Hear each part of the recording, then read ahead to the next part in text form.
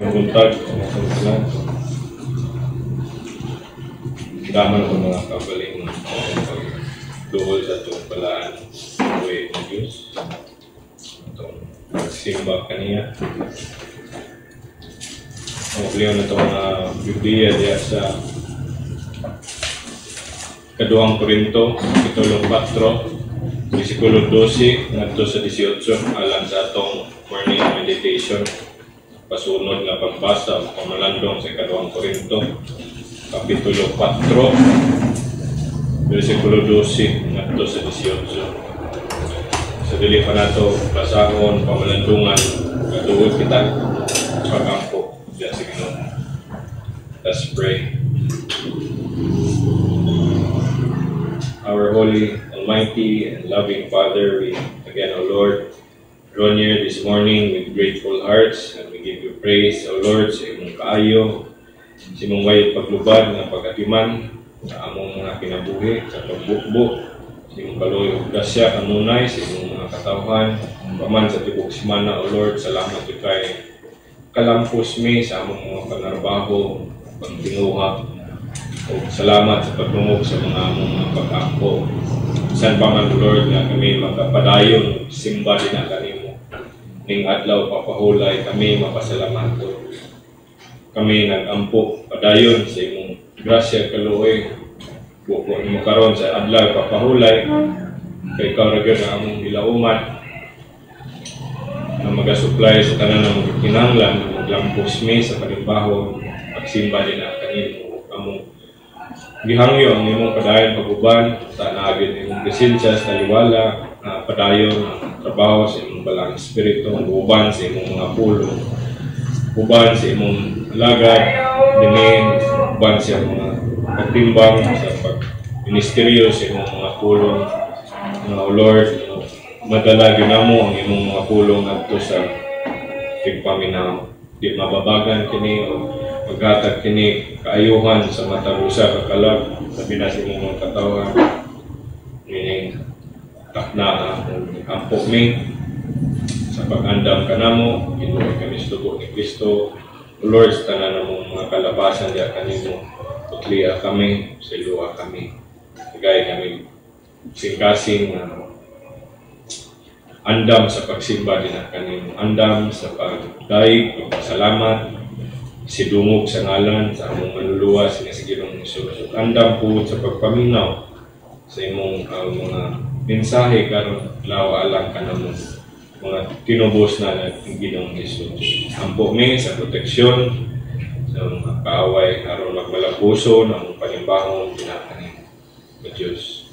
Ay maya kastaliwala kami padayon na paubos kini among gipangayo sa kamanan ng ngalan ni Ginoong Hesus. Amen. Amen.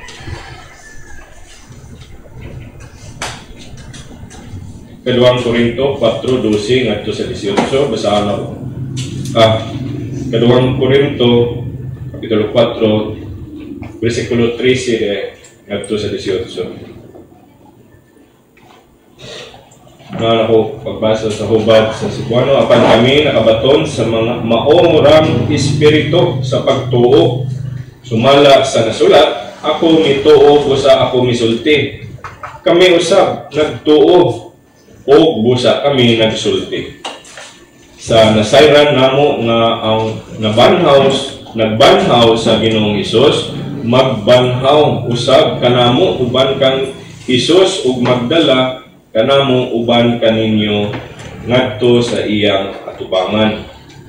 Kay kining tanan tungod ug alang kaninyo aron nga samtang ang grasya mogagaya kadto sa daghan pang mga tawo, ini makapadagaya unta sa mga pasalamat ngadto sa himaya sa Dios.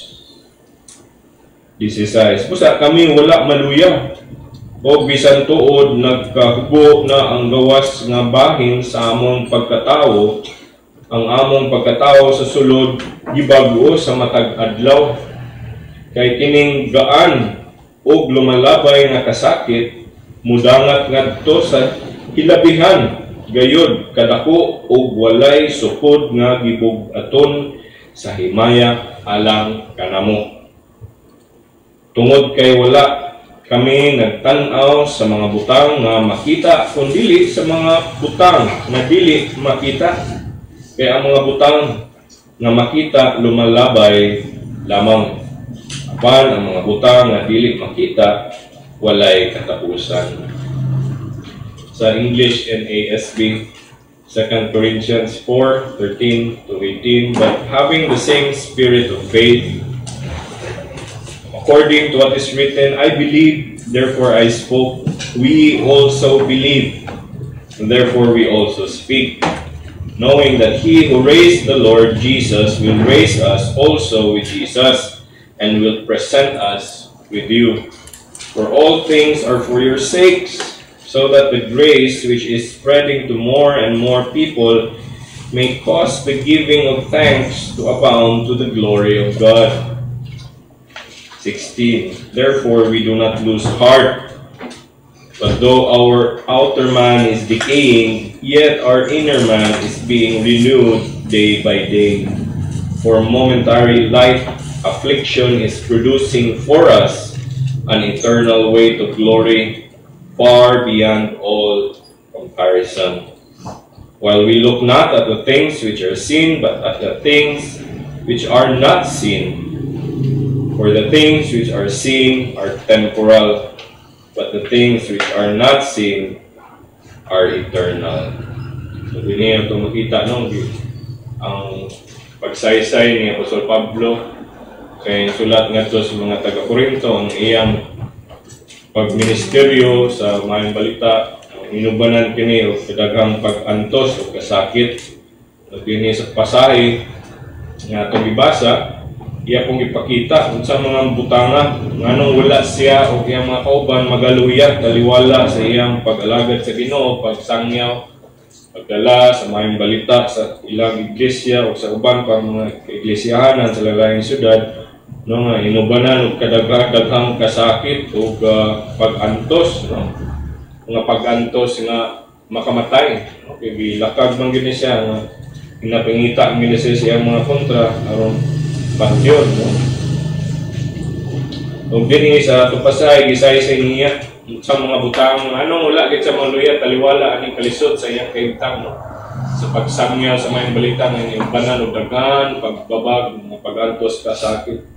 No, lawas o kalag ang pag-antos ng Apostol Pablo nini. Una ito makita din sa versikulo 13, no, ang unang butang nakapalahutay niya o iyang mga kauban sa pag-alagad sa Ginoo, pagsangyaw sa mayong balita, taliwala sa daghang kasakit o pag-antos, mga paglutos, no, dato makita din ang pagtuo. Kinakay sa versikulo 3, apan kami nakabaton sa maorang espiritu sa pagtuo sumala sa nasulat. Iyan ang ikutlo ang pulong sa Salmong David sa 116 versikulo 10, ako mituo busa ako misulti. So kami usab nagtuo busa kami nagsulti. Sila mituo kang Ginoong Hesus sa iyang ebanghelyo, iyang mga gipangtudlo, busa sila nagsulti, nagsangyaw sa tanan. Kinaaman sila yung pagtuo. Itong isayran po sa Filipos 1:29, kaning pagtuo sa mga Christians, nakita mga apostoles, gasa nigikan sa Diyos, wala nagikan sa kaugalingon natong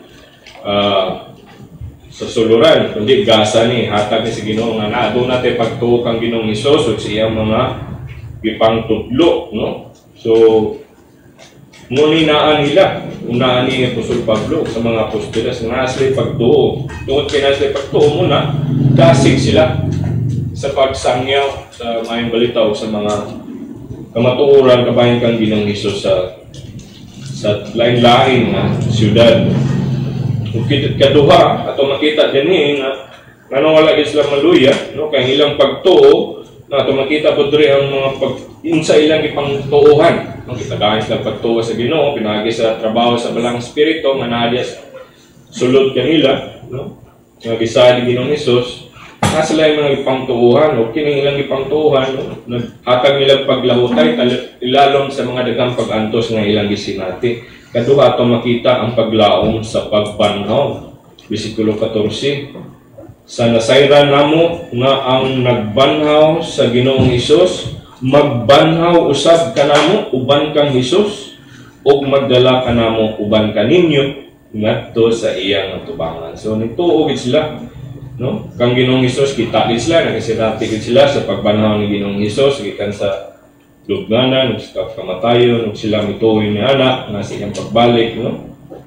Ang Dios nga nagbanhaw kang Ginoong Hesus mao pod ilang lauman nga mubanhaw kanila kay nahiusa man sila ang Ginoong Hesus sa pagtuo, so mahiusa pod sila sa pagbanhaw sama kang Ginoong Hesus sa pagbalik niya. Sila po yung giingnan, kamo diha mga taga-Corinto. So mao po ni kaduha nganong wala sila maluya sa pag sangyaw, pagtulos kamatuoran, kaliwala sa kang pagkantos. Katulo, ito makita diri ang kaayuhan nga nadawat sa iglesia o himaya sa Ginoo, the benefit of the church and the glory of God. Verse 15, ato makita diri yung Pastor Pablo, kay kining tanan tungod ug alang kaninyo aron nga samtang ang grasya modagaya ngadto sa daghan pang mga tawo, kini makapadagaya unta sa mga pasalamat ngadto sa himaya sa Dios. So kaning gibuhat ni Apostol Pablo sa iyang mga kauban, iyang mga sako, no, alang ni sa kaayuhan ug kaluwasan sa iglesia, sa mga katawhan diya sa taga-Corinto ug sa uban pang mga syudad nga ilang gisangyawan. Tungod ni ana, no, na sila maligpon diya sa pagtuo, no, sa pinagi sa trabaho sa mga apostoles ni Apostol Pablo diya sa mga hintil, maligpon sila, no, sa pagsalig ng Ginoong Hesus, pagsunod kaniya, no, diha kanang maligpon na ang iglesia, resulta ni sa paghimaya sa Dios. So mo ni tumong ni Apostol Pablo, kini naghatag niya paglahutay o dasig ang taliwala sa daghang kalisod o pag-antos, wala siya maluya. So muna yung katulong rason niyang ipakita kay no, sa iyang makita nga madasig, malikod ang iglesia, no, ug naghatag og himaya sa Ginoong Dios, no, di sa maluya sa iyang pag-alagad sa Ginoo, pag-sanyaw sa mga balita ngadto sa mga katawhan, taliwala sa daghang kalisod, pag-antos ug kasakit. Kaupat, ito makita din ang kaayuhan po do, ang bintaha sa iyang dalag. So nako'y bintaha sa iyang kaugalingon, no? Dili lang ang church nga malikon sa iyang mga wali o mahimaya ang Ginoo, siya po napod siya'y benefit ni ini, bisan pa man kalisod siya pag nakantos siya kasakit, no?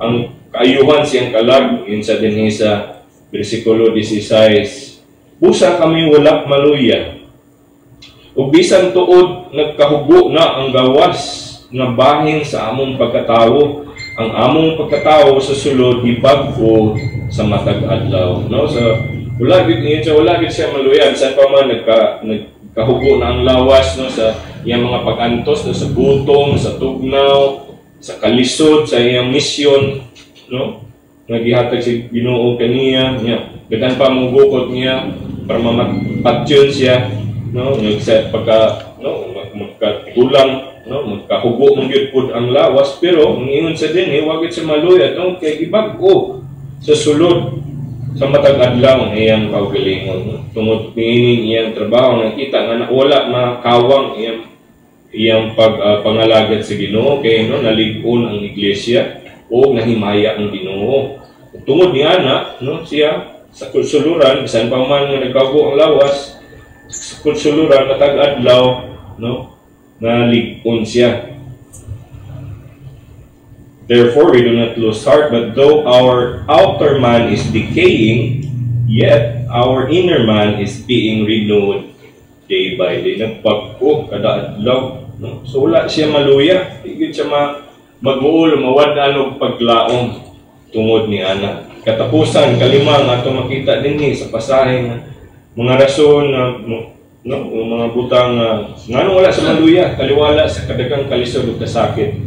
Ito bang siya pagpangalagad sa Diyos o pagpangalagad diya sa iyahang iglesia. Kalima mo ni, no, ang prospect of eternal life.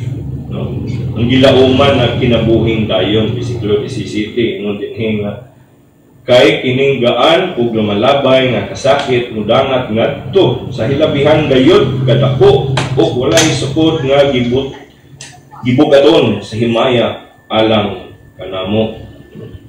Yun sa English, for momentary light affliction is producing for us an eternal weight of glory far beyond all comparison. So pinagi sa pagtuo nga napatunan ng Apostol Pablo sa mga kauban na nakita nila no nga sa ilang pagtimbang-timbang kaning ilang giagian nga kasakit, pagantos, paglutos, no dili makumpara sa mga abot nga himaya o kalipay nga kinabuhing dayon uban sa Dios.